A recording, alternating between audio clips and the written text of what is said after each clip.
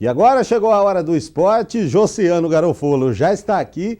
Vamos começar aí falando sobre a Série B. O FFC conseguiu a tão sonhada classificação, Josiano, boa tarde. Boa tarde, Luciano, e boa tarde a todo mundo que acompanha o TV o Jornal. Olha, conseguiu, Luciano. O FFC tinha um jogo dificílimo contra o Vossen, lá em Assis, jogando fora de casa, e conseguiu a vitória pelo placar mínimo, 1-0, e avança, para a próxima fase do Campeonato Paulista da Segunda Divisão.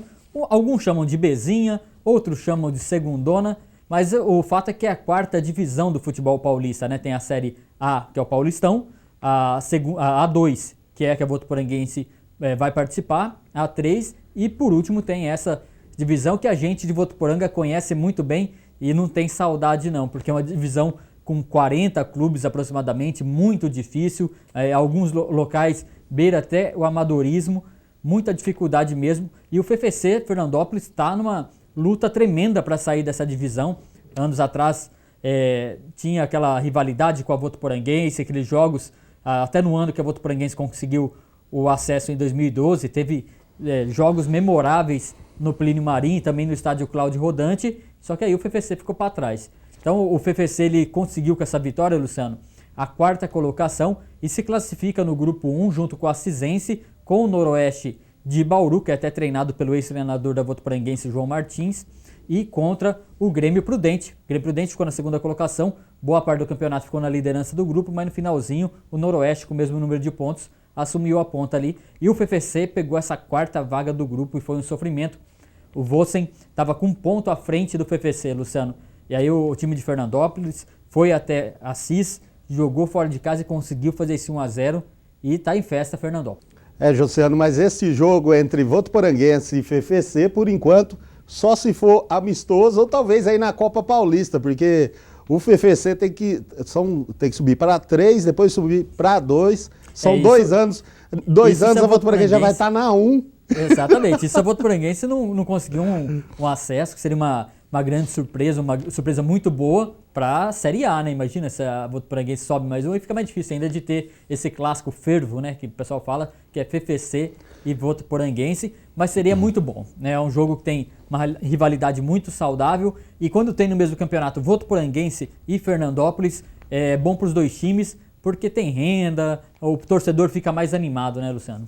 Isso aí, falando em torcedor animado, vamos falar aí dos torcedores do Corinthians, onde eu também entro. Vamos começar falando sobre liderança ou vamos falar do bolo lá de trás do Campeonato Brasileiro? Vamos começar falando do Corinthians. O Corinthians está feliz, corintiano? O Corinthians conseguiu terminar na liderança do campeonato, acabou o primeiro turno, agora vai começar aqueles jogos de volta, metade do campeonato praticamente, e o Corinthians terminou na frente. Aliás, com um resultado bem legal, conseguiu vencer o Avaí por 2-1 de virada, jogando lá na ressacada, fora de casa. Um jogo que o grande destaque mesmo, foi o atacante Luciano, que ele fez o 5º gol dele em 3 jogos. Desse jeito, o Wagner Love não vai voltar mesmo para o time. E o Corinthians contou também com o resultado negativo ali do Atlético Mineiro, foi derrotado pela Chapecoense. Então, por enquanto, o Corinthians vai ficar nessa rodada aí tranquilinho e termina, se tiver vamos imaginar assim, tivesse algum título simbólico do campeonato, na metade do campeonato, seria do Corinthians. Passar aqui os outros resultados, jogando no sábado, o Santos empatou com o Atlético Paranaense, 0-0, o Santos perdeu um pênalti, na verdade acho que nem perdeu o pênalti, o goleiro, o Everton do Atlético Paranaense defendeu, mas Luciano, eu vou falar uma coisa pra você, a gente já comentou, a gente conversa bastante fora do ar, essa regra de penalidade tá um absurdo. Esse lance aí, o jogador deu um carrinho com a mão colada ao corpo e mesmo assim o árbitro da partida marcou um pênalti. Então eu não sei o que o jogador vai ter que fazer mais para evitar o pênalti, Porque vai ter que jogar com a mão amarrada às costas. Contra o Flamengo teve 2 pênaltis legítimos que o juiz não deu. Teve no Guerreiro polêmico. Lá, ele ia marcar o gol. Exatamente. Foi o segundo, teve não lance marcou. Polêmico, O Santos, só encerrar o Santos, ficou 0-0 mesmo. Interrompeu um pouquinho essa arrancada que o Santos está no campeonato, mas pelo menos não perdeu. E falando desse jogo do Flamengo, o Palmeiras, mais um jogo às 11 horas da manhã no domingo, 37.739 pagantes, Luciano. O Palmeiras continua com a melhor média de público do Campeonato Brasileiro e está se acostumando a jogar os domingos ali, esse horário, 11 horas da manhã. pegou o Flamengo com Emerson Sheik, Flamengo com o Guerreiro, saiu na frente, levou a virada e conseguiu reverter esse placar aí, fazer os 3-2 e por último ainda fazer 4-2, um jogo muito difícil e teve sim lances polêmicos, lances que não seria surpresa alguma se o árbitro da partida marcasse o pênalti. Mas não marcou e o palmeirense comemora um pouco que depois de 3 jogos volta a vencer e se anima, né? Se dependeu de outros resultados ali, poderia ter ficado até no G4, mas está ali a 3 pontos ali dos times que estão mais bem colocados na tabela de classificação. E fechando os paulistas do Campeonato Brasileiro, no sábado, um resultado surpreendente até, mostra até o nível desse Campeonato Brasileiro.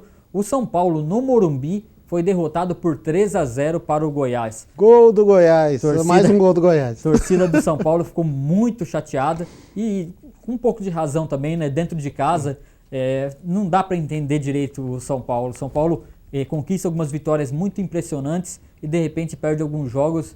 E assim, preocupa o jeito que perde o jogo, né? Teve gol contra, o atacante do Goiás fez até 2 gols no jogo sem dificuldade alguma, enfim.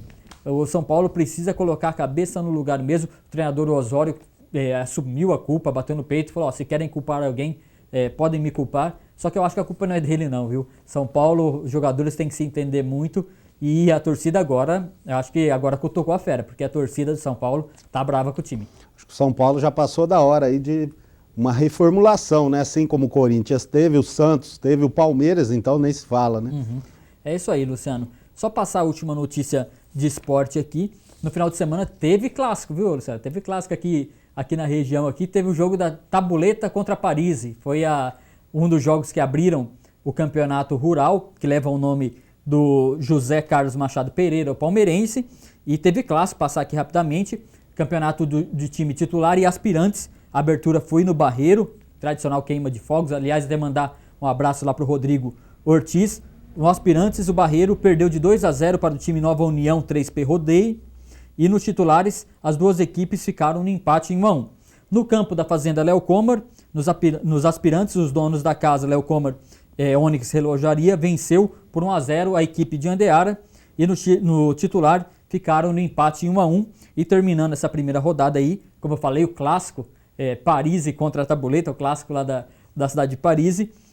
Aspirantes do Tabuleta venceram 2-1 o time da casa e nos titulares a equipe da Tabuleta levou a melhor também e venceu por 2-0 o time de Paris e Campeonato Rural, que agora é o campeonato amador que começa a movimentar o pessoal aí.